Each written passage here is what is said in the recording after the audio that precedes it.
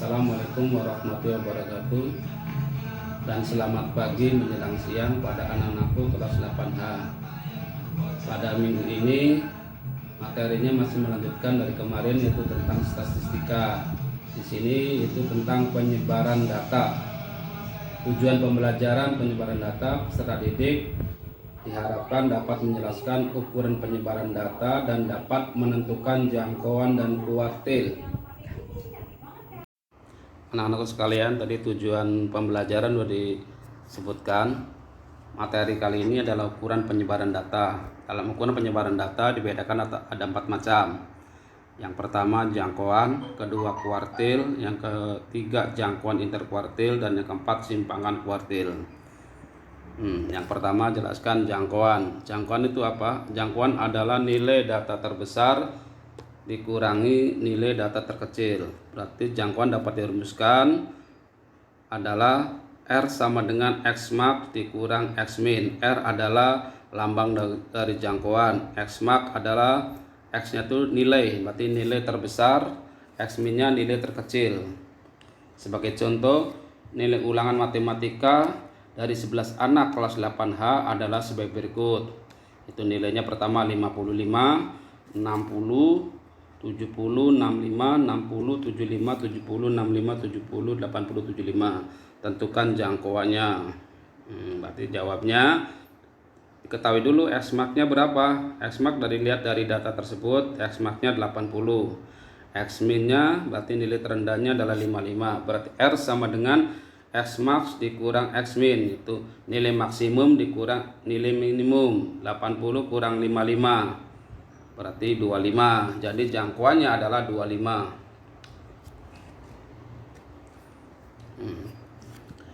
Yang kedua, penyebaran yang kedua adalah kuartil. Kuartil merupakan ukuran yang membagi data yang telah diurutkan menjadi 4 bagian yang sama.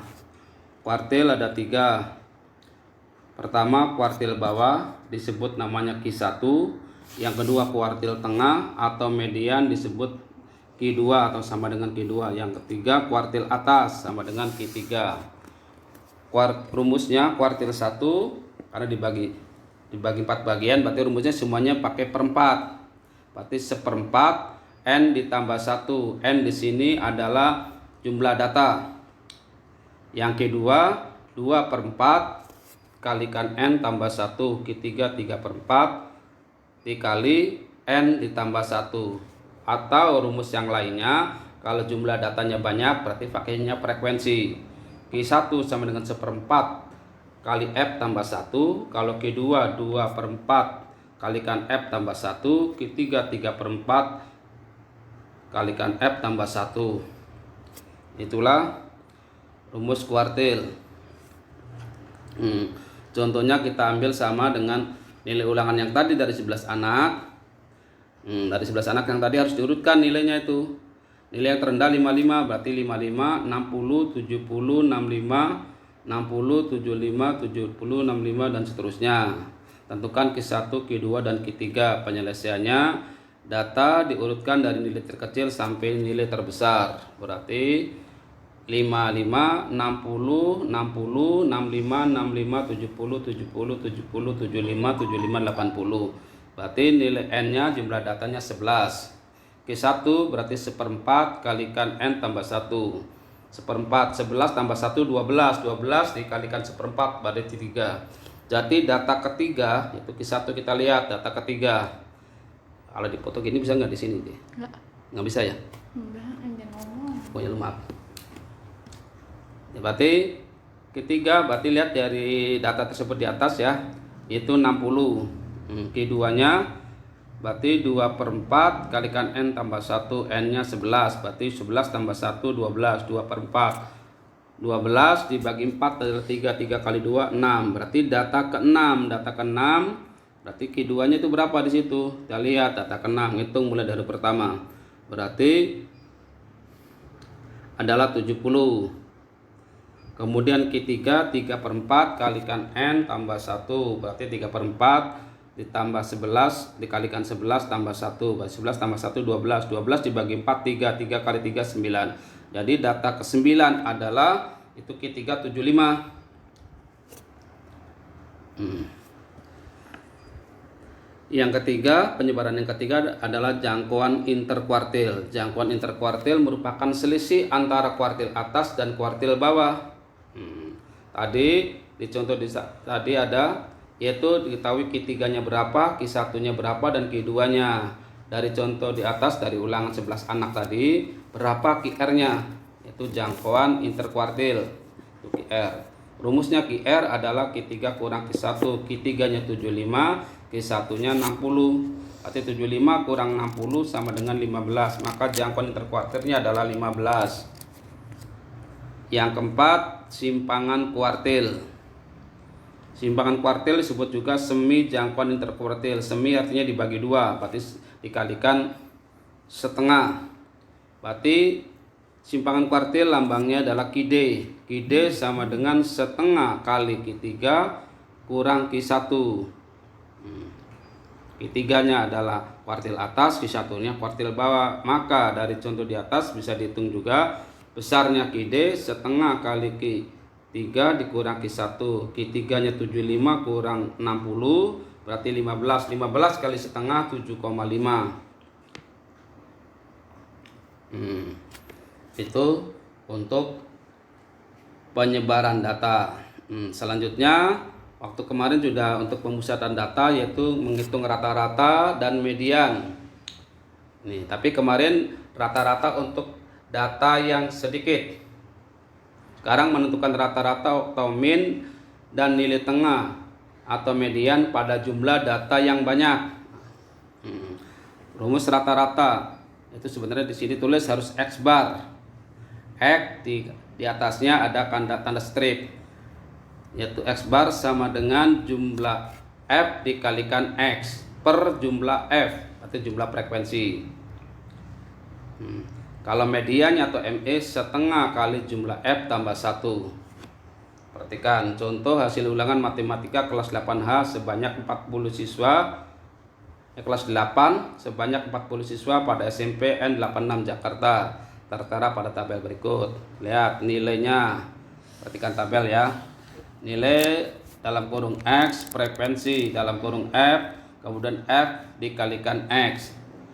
Nilai pertama 50, frekuensinya berarti jumlah siswa yang mendapatkan 50 ada 3 anak. Berarti F 3 dikalikan 50 berarti 150. 55 ada 5 anak. 60 ada 6 anak. 65 ada 8, 70 ada 12 anak, 75 ada 4, 80 ada 2 anak. Pada dihitung jumlah frekuensi ke bawah, jumlah lambang itu namanya sigma, ada 40, 3 tambah 5, 8, 8 tambah 6, 14, 14 tambah 8, 14 tambah 20, 34, 34 tambah 4, 38 tambah 2, 40. Sedangkan fx-nya 50 kali 3, 150, 55 kali 5, 275, 60 kali 6, 360, 70 kali 65 kali 8, 520, 70 kali 12, 840, 75 kali 4, 300, 80 kali 2, 160. Dijumlahkan ke bawah sebesar 2605. Di sini tentukan rata-rata dan mediannya. Yang A yang kedua, Q1, Q2 dan ketiga. C adalah QR jangkauan interkuartil, dan yang D berapa jumlah anak-anak yang nilainya di atas rata-rata. Penyelesaiannya diketahui dulu dari hitungan tadi. Jumlah fx-nya, frekuensi fx itu 2605, jumlah frekuensinya 40, berarti rata-ratanya x barnya jumlah fx dibagi jumlah f, berarti 2605 dibagi 40, rata-ratanya 65,125. Median itu M kalikan setengah kalikan F tambah 1, berarti setengah kali 40 dulu itu berapa? 20. Yang keduanya 20 tambah 1, 21, berarti data ke 20 dan 21 dibagi 2. Data ke 20 itu 65, data ke 21 juga 65. 65 tambah 65 bagi 2, 65. Kalau kita balik ke atas lagi, coba lihat di sini. Data ke 65 berarti 3 tambah 5, 8. 8 ditambah 6, 14. 14 berarti nilai tengahnya